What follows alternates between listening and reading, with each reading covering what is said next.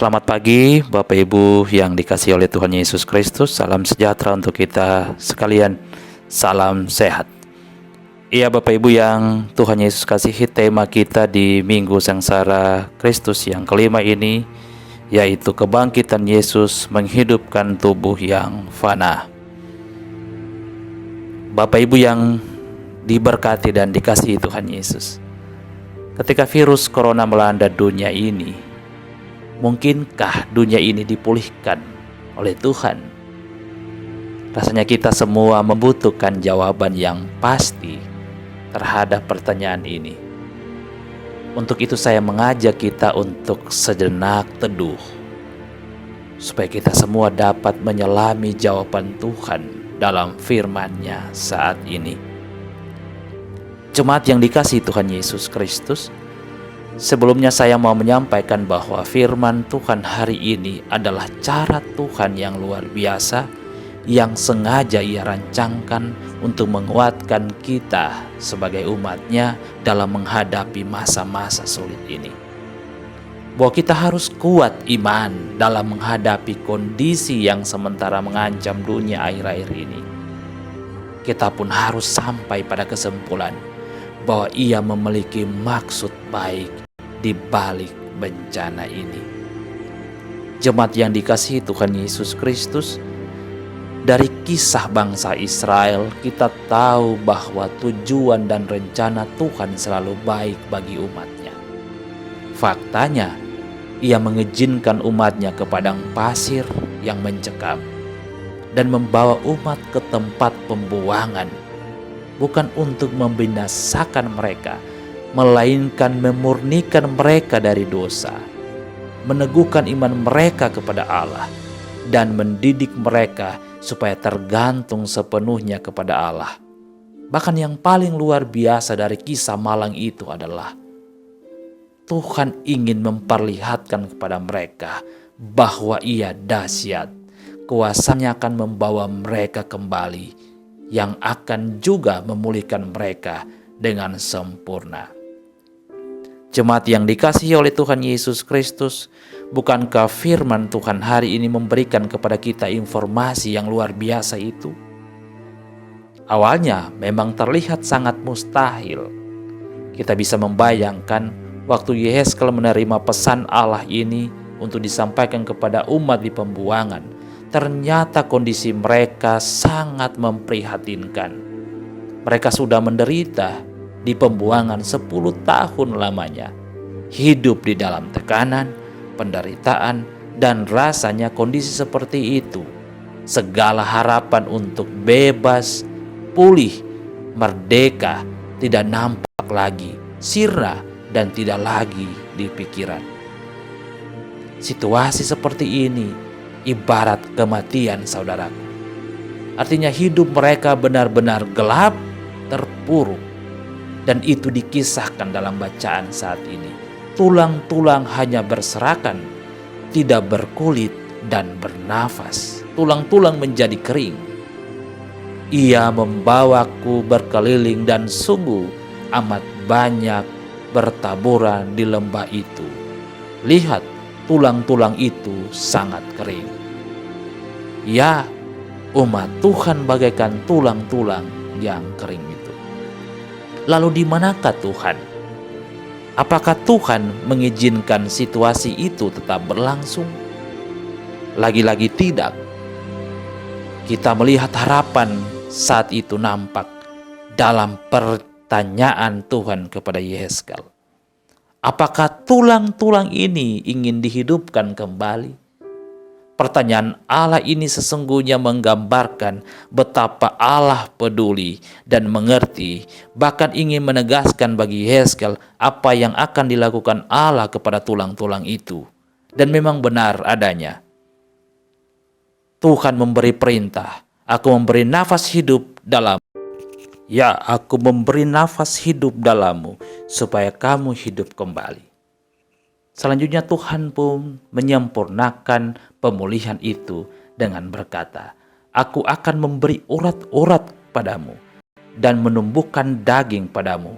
Aku akan menutupi dengan kulit dan memberikan kamu nafas hidup, supaya kamu hidup kembali dan kamu akan mengenal bahwa Akulah Tuhan. Lihatlah jemaat, lihatlah cara Allah memulihkan. Justru ketika segalanya tidak tergantung lagi pada manusia, di saat semua terasa gelap dan tidak nampak jalan keluar, saat itulah karya besar Tuhan dinyatakan. Saat itulah saat di mana Allah memberi kehidupan dan memberi pemulihan secara sempurna. Jemaat yang dikasihi Tuhan Yesus Kristus, apa yang luar biasa dari firman Tuhan ini di saat dunia sementara dilanda bencana virus corona? Dan apa sikap kita saat firman ini diperdengarkan Tuhan bagi kita? Yang pertama, saya ingin menyampaikan kepada Bapak Ibu jemaat bahwa firman Tuhan hari ini mengajak kita untuk memfokuskan perhatian pada kuasa Allah, bukan pada tulang-tulang yang berserakan. Marilah kita menanggapi peristiwa ini, firman Tuhan ini dengan sikap yang gembira, bahwa Tuhan selalu ada bagi umatnya. Ia mendengar keluhan, jeritan minta tolong, bahkan ia mendengar dengan seksama pertanyaan kita setiap hari. Seperti kapan bencana virus ini akan berakhir? Mungkin ada pula yang bertanya, di manakah Tuhan saat ini? Sungguh firman ini telah mengatakan dengan jelas bahwa Tuhan tidak jauh. Firman-Nya mengatakan bagi kita, Tuhan di sini, Ia menyediakan pemulihan dan memberi jawaban bagi pertanyaan-pertanyaan kita saat ini. Percayalah, walau hari ini dan nanti kita dibawa dalam situasi sulit, semua terasa gelap dan tidak nampak jalan keluar seperti bangsa Israel di tanah pembuangan. Sesungguhnya ini bukan waktu terburuk dalam pandangan Tuhan. Ini adalah waktu terbaik Tuhan untuk menunjukkan kuasa-Nya. Ya, Tuhan ada di sini. Saya ingin kita semua mengatakan ini dengan lebih keras. Tuhan ada di sini bersama kami. Ada dalam bayang-bayang kematian karena virus corona, ada dalam ketakutan kami, ada dalam kecemasan kami, ada dalam penderitaan kami. Dan Tuhan berkuasa atas semua itu. Saya percaya pada kekuatan firman Tuhan hari ini. Saat Tuhan mengembuskan nafas-Nya, maka terjadilah kehidupan sejati itu. Jadi mari kita percaya bahwa bukan suatu yang mustahil bagi Allah. Jika Ia bersabda bahwa nyala virus ini dari bumi, maka hal itu pun akan terjadi bagi kita. Yang kedua, Bapak Ibu yang dikasihi Tuhan Yesus Kristus, marilah kita mengambil sikap yang berani, hidup benar, dan menanggapi firman Tuhan dengan komitmen baru. Kita harus tahu bahwa sikap yang menggugah perasaan Allah adalah sikap yang berani menjauh dari dosa. Firman ini mau menegaskan bagi kita bahwa hidup di dalam dosa adalah kematian. Hukuman dosa secara esensial adalah kematian karena lepas dari sumber hidup, yaitu Allah itu sendiri. Oleh karena itu, lepas dari belenggu dosa sama dengan bangkit dari kematian. Hal itu tidak bisa dilakukan oleh manusia, jemaat, karena semua orang telah berdosa. Hanya kasih karunia Allah yang dapat menghidupkan kembali umat yang binasa oleh durhakanya. Dan itu ada dalam pengorbanan anaknya Yesus Kristus yang mati dan bangkit bagi dunia ini. Jadi marilah kita hidup dengan benar di hadapan Allah. Sikap yang mau tetap tergantung pada Allah, bahwa kita telah dimerdekakan oleh Allah dalam kebangkitan anaknya Yesus Kristus Tuhan kita. Ia jemaat yang dikasihi oleh Tuhan kita Yesus Kristus.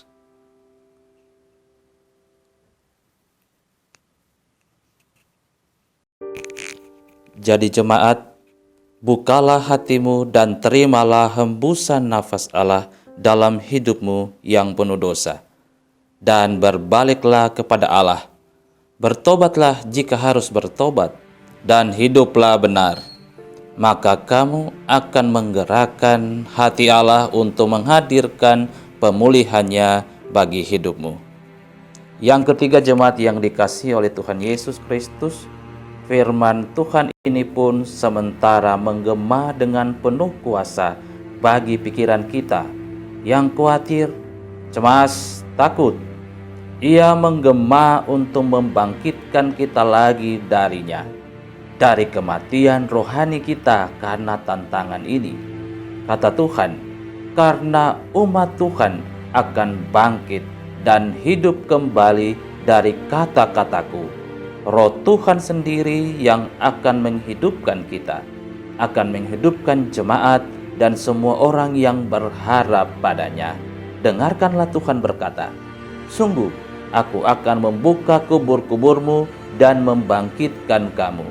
Dan aku, Tuhan, akan memberikan rohku ke dalammu, dan kamu sekalian akan dipulihkan dan akan hidup di tanahmu dengan limpahnya. Jemaat yang dikasihi Tuhan Yesus Kristus, pada 2 hari kemarin, saya dan keluarga saya mengalami masa-masa sulit, di mana salah satu keluarga kami ingin dipisahkan secara sengaja oleh kelompok tertentu. Mereka sampai memakai ilmu hitam untuk melancarkan rencana mereka itu. Pada masa-masa sulit itu, kami berlutut dan pasrah kepada Tuhan, menyerahkan kekhawatiran kami, kecemasan kami, dan ketakutan kami saat itu kepada Tuhan. Sambil kami pun dengan berani memperbaiki hal-hal yang tidak Tuhan sukai dalam hidup kami. Hasilnya sungguh luar biasa. Pemulihan Tuhan itu dinyatakannya dengan sempurna. Kita dikawal oleh Tuhan menghadapi kuasa-kuasa yang hitam itu, dan Tuhan pun berhasil mengembalikan saudara kami itu ke persekutuan keluarga kami, dan lebih lagi mengembalikannya pada jalan Tuhan dan dalam persekutuan dengan anak-anak Tuhan. Akhirnya kami pun meyakini bahwa karya pemulihan Tuhan itu selalu tersedia bagi setiap hati yang mau tergantung pada Tuhan. Dan kami berkesimpulan, jika hidup bersama Tuhan, ujungnya adalah kemenangan. Ujung dari perjuangan adalah kemenangan, bukan kekalahan. Tuhan memberkati kita semua.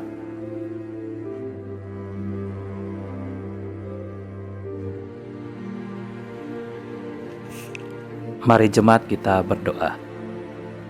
Sungguh kami percaya Engkau memberikan bagi kami roh-Mu. Roh itu menghidupi kami. Roh itu mengembalikan semangat kami. Roh itu memberi kami harapan. Roh itu memberi kami keberanian untuk tetap berpengharapan di dalam tantangan hari ini.